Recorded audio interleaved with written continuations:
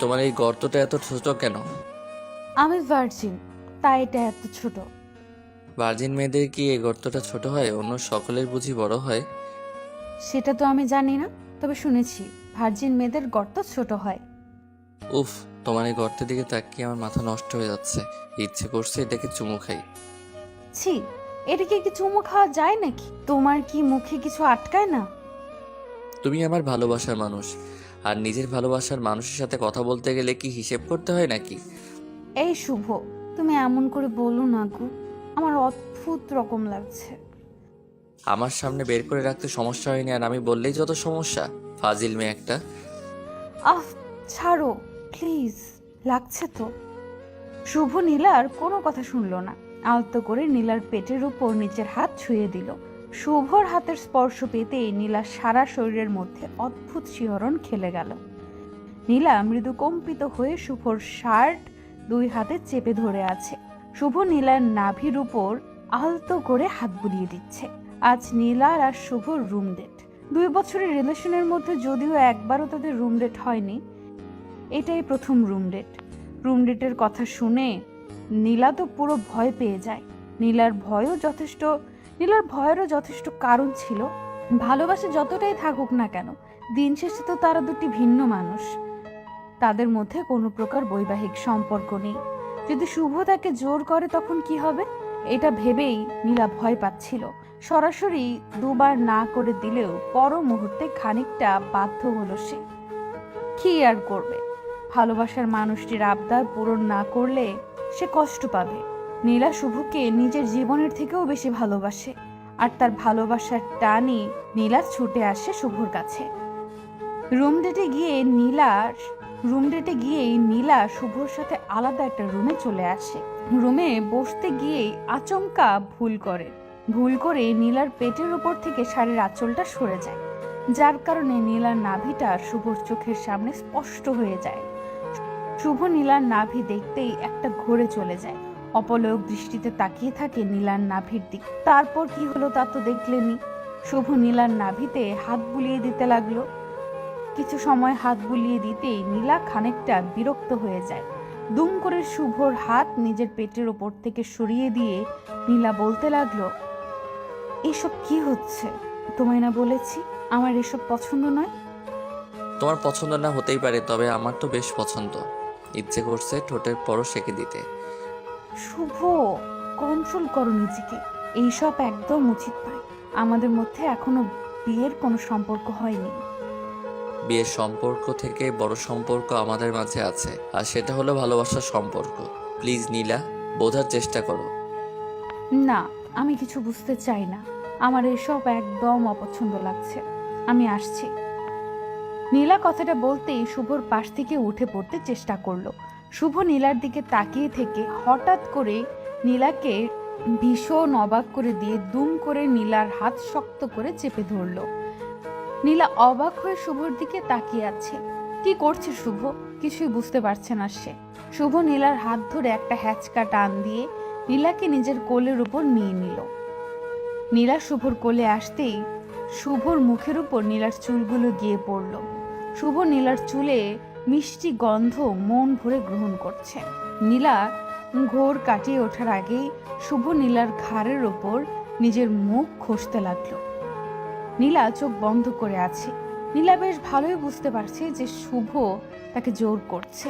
নীলা চেষ্টা করছেও শুভকে নিজের থেকে দূরে রাখতে, শুভর কাছ থেকে নিজেকে সরিয়ে নিতে। তবে কোনো কিছুতেই কি লাভ হচ্ছে না। শুভ নীলার কোমর ধরে আছে। শুভর স্পর্শে নীলার মনের মধ্যে এক অদ্ভুত ভালো লাগা কাজ করতে লাগলো। নীলা যেন নিজের উপর সম্পূর্ণভাবে নিয়ন্ত্রণ হারিয়ে ফেলল। শুভ নীলার ঘাড়ে গলায় পাগলের মতো চুমু খেয়ে চলেছে। নীলা চোখ বন্ধ করে শুভকে উদ্দেশ্য করে কাপা কাপা গলায় বলতে লাগলো, শুভ প্লিজ, এমন করিও না। আমার সারা শরীরের মধ্যে অদ্ভুত অনুভূতি কাজ করছে। এই অদ্ভুত অনুভূতি কাজ করার মানে কি জানো তুমি? আমার প্রত্যেকটা স্পর্শ তোমার মনকে রাঙিয়ে দিচ্ছে। ঝড় তুলতে চাইছে তোমার মনে। এবার তো একটু বোঝো। কিন্তু এটা তো ঠিক না শুভ, এটাকে পাপ বলে। আজ আমাদের মাঝে কিছু হয়ে গেলে পরে যদি আমায় আর তোমার ভালো না লাগে, তখন কি করব আমি? আমার জীবনটা নষ্ট হয়ে যাবে। তোমার কি তোমার শুভর উপর একটু ভরসা ও বিশ্বাস নেই? তোমার শুভ কি কোনোদিন তোমায় অস্বীকার করতে পারে? তোমার প্রতি আমার সম্পূর্ণ বিশ্বাস আছে, তবে একটা কথা আমার ভয় করছে খুব। মুখ আর মানুষ চেনা এক কথা নয়। তুমি চিন্তা করিও না, সব ঠিক করে দিব আমি। শুভ নিজের কথায় নীলাকে ভুলিয়ে নিল। আজ শুভর মন পূর্ণতার নেশায় আসক্ত হয়ে আছে। খুব বেশি করে নীলাকে নিজের কাছে পেতে চায় শুভ, এতটা কাছে যে তাদের মাঝে 1 ইঞ্চিও দূরত্ব শুভ সহ্য হচ্ছে না। নীলা আর কিচ্ছু বলতে পারল না। শুভর প্রতি তার অগাধ বিশ্বাস আছে। শুভ আর যাই করুক না কেন নীলাকে কখনো ঠকাতে পারে না। নীলাও আর বাধা দিল না। শুভর প্রত্যেকটা স্পর্শে সমানভাবে রেসপন্স করলো নীলা। শুভ নীলার ঠোঁটজোড়া নিজের দখলে নিয়ে পাগলের মতো চুমু খেতে লাগলো। নীলা কিছু সময় নিশ্চুপ থাকার পর নিজেকে আর সামলাতে পারল না। শুভর সাথে সেও পাগলের মতো আদর করতে লাগলো। দুজন যেন একে অপরের মাঝে ডুবে যেতে ব্যাকুল হয়ে আছে। শুভ নীলার শরীর থেকে একটু একটু করে সমস্ত পোশাক খুলে ফেলে দিল। নীলা এখন শুভর সামনে উন্মুক্ত হয়ে আছে। উন্মুক্ত নীলাকে দেখে শুভর চোখে মুখে এক অজানা নেশার ছাপ স্পষ্ট হয়ে গেল। নীলা বুঝতে পেরে গেছে যে তার প্রিয়জনের আসলে এখন কি চাই। নীলা নিজেকে সম্পূর্ণভাবে শুভর সামনে তুলে ধরল। দুজন পূর্ণতার নেশায় মেতে উঠল।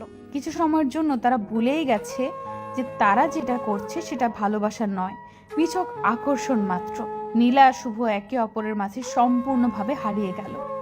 পাগলের মতো আদর করতে থাকলো দুজন দুজনকে। আদর পর্ব শেষ হলো প্রায় ঘন্টাখানেক পরে। নীলা ক্লান্ত হয়ে বিছানায় শুয়ে আছে। নিজের নগ্নতা ঢাকার বিন্দু মাত্র শক্তিও যেন তার শরীরের নেই। শুভ ক্লান্ত হয়ে গেছে। নীলার বুকের ওপর মাথা রেখে শুয়ে আছে সে।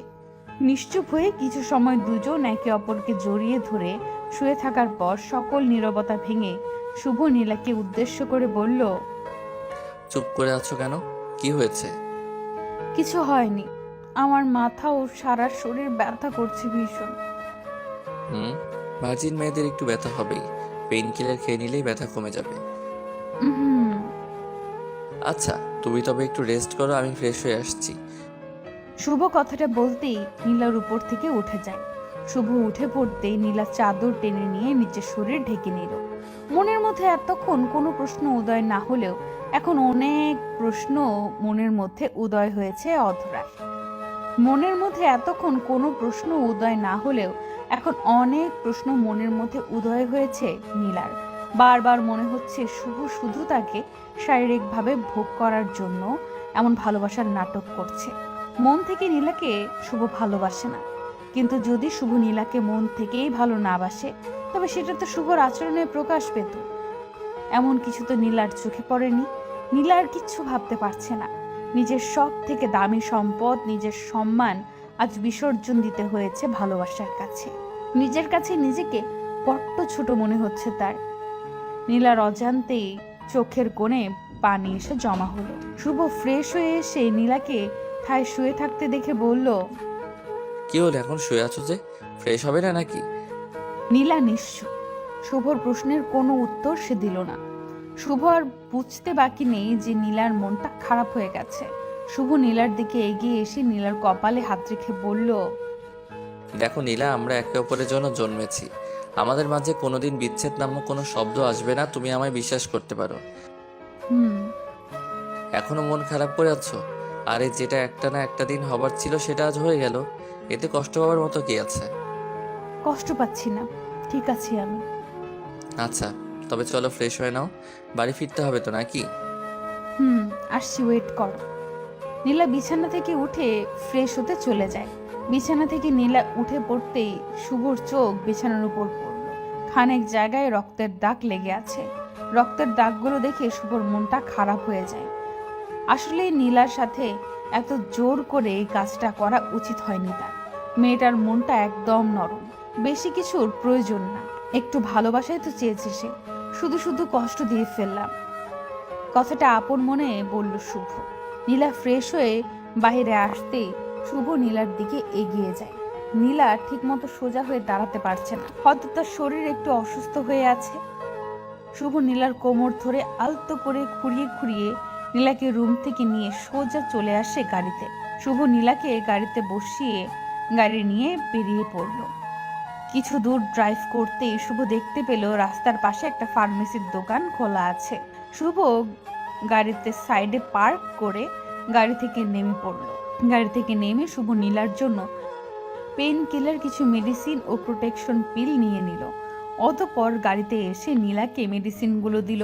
নীলা মেডিসিনগুলো হাতে নিয়ে প্রশ্নসূচক কণ্ঠে শুভকে বলল, এইসব কিসের মেডিসিন? এটা হলো পেইন কিলার, ব্যথা কমে যাবে। আর এটা হলো সেফটি পিল, এটা নিলে বেবি আসবে না। শুভর কথাটা শুনে হয়তো নীলার একটুও পছন্দ হয়নি। নীলার মুখটা ফ্যাকাশে হয়ে গেল। নীলা গম্ভীর কণ্ঠে শুভকে উদ্দেশ্য করে বলল, তার মানে তুমি চাও না আমি তোমার বেবির মা হয়ে যাই? তাই তো এই পিল নিয়ে এসেছো, ঠিক বললাম তো? আরে পাগলি, এমন না, বিয়ের পর বেবি নিব। এখন এটা সেফটি হিসেবে কাজ করবে। প্রয়োজন নেই। আমাদের ভালোবাসার কারণেই আজ যখন আমাদের মাঝে শারীরিক সম্পর্ক হয়েছে, তখন আমি চাইছি এটাই আমাদের ভালোবাসার অংশ হয়ে পৃথিবীতে আসুক। নীলার কথাটা শুনে শুভ আর কিচ্ছু বলল না। মুচকি হাসি দিয়ে নীলার হাত থেকে সেফটি পিল নিয়ে গাড়ির দরজা দিয়ে ফেলে দিল। নীলাকে উদ্দেশ্য করে শুভ মৃদু কণ্ঠে বলল, সমস্যা নেই, তোমার ইচ্ছে মানে আমার ইচ্ছে। এইসবের কোনো দরকার নেই। খুব শীঘ্রই আমরা এক হয়ে যাব।